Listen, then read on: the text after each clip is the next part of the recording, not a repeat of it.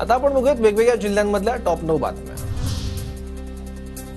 पालघरच्या समुद्र किनारपट्टीवरील सुरक्षा अधिक बळकट होणार। पालघर पोलिसांना लवकरच 4 स्पीड बोटी आणि 4 ट्रॉलर देण्यात येणार।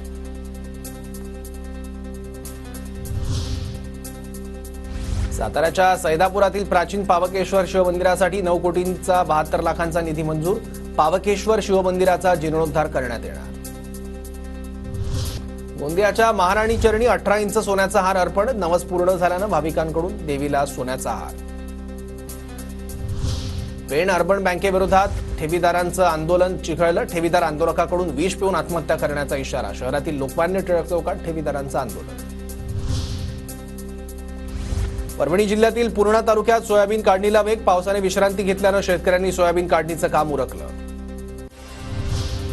बुलढाणा घाटबोरी इथे मागील 4 दिवसांपासून अन्नत्याग आंदोलन सुरू। बंजारा आणि वडार समाजाला आरक्षण देण्याची मागणी। 2 युवकांचं आंदोलन। जुन्या पेन्शनच्या मागणीसाठी महाराष्ट्र राज्य जुनी पेन्शन संघटनेचा मशाल मोर्चा। भंडारा जिल्ह्यातील तुमसर गावातून काढण्यात आला मशाल मोर्चा। सोलापूर जिल्ह्यातील 11 विधानसभा जागेवर राष्ट्रीय समाज पक्षाचे उमेदवार देणार। जिल्हाध्यक्ष विकास आलदर यांची माहिती।